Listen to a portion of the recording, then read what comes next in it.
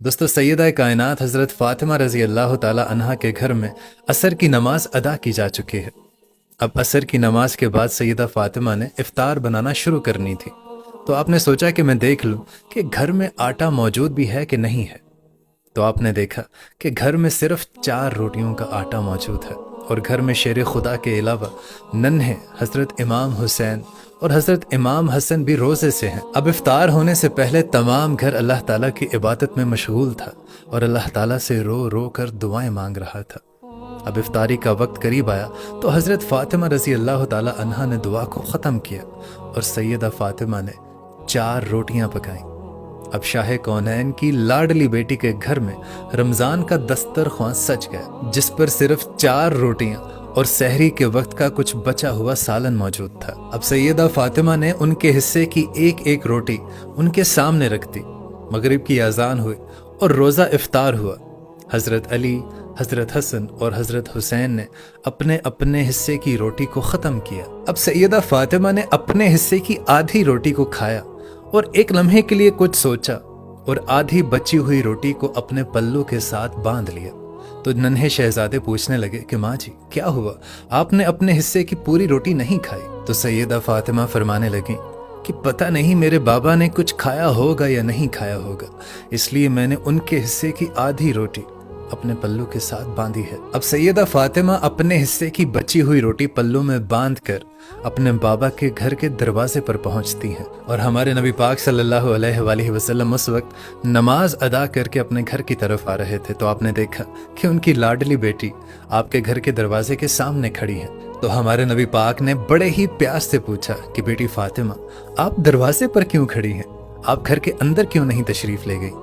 तो बीबी फ़ातिमा कहने लगी कि या रसूलल्लाह, आप इजाज़त देंगे तो मैं घर में तशरीफ़ लाऊंगी। तो हमारे नबी पाक ने अपनी बेटी को अंदर आने का कहा। जब सैयदा फ़ातिमा अंदर तशरीफ़ लाईं तो वो आधी रोटी जो आप अपने पल्लू के साथ बांध कर लाई थी, आपने अपने बाबा के सामने पेश की और कहने लगी कि बाबा, मैं खाना खा रही थी, मैं रोटी खा रही थी।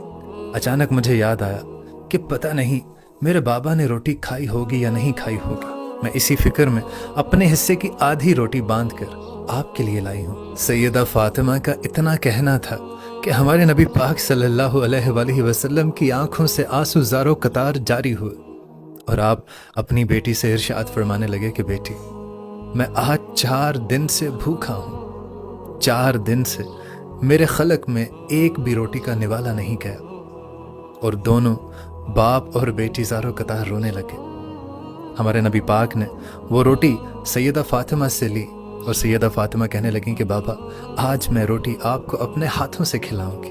अब ज़रा सोच कर देखिए कि वो क्या मंजर होगा कि सैयदा फ़ातिमा निवाले तोड़ तोड़ कर अपने बाबा को खिला रही हैं। सुभान अल्लाह। अब जब रोटी ख़त्म हुई तो सैयदा फ़ातिमा की आंखों में एक बार फिर से आंसू आने लगे।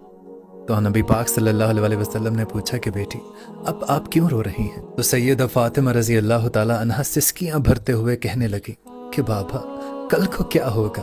कल को हमारे घर में कुछ खाने के लिए होगा, आपके घर में कुछ खाने के लिए होगा। तो ये बात सुनकर हमारे नबी करीम सल्लल्लाहु अलैहि वसल्लम ने अपनी बेटी के सर पर हाथ रखा और इरशाद फरमाने लगे कि बेटी, आज मैं सब्र कर रहा हूँ, कल तुम भी सब्र करना और इस सब्र के बदले में अल्लाह ताला हमारी उम्मत को बख्श देंगे। सुभान अल्लाह दोस्तों, सुभान अल्लाह। दोस्तों, कभी सोच कर तो देखें कि सरकारे दो आलम जिनके लिए ये दुनिया बनाई गई, उनके दस्तरख्वां, उनकी इफ्तारी का माहौल कैसा था, वो अपनी उम्मत को लेकर क्या सोचते थे और उनकी उम्मत उनके लिए क्या कर रही है।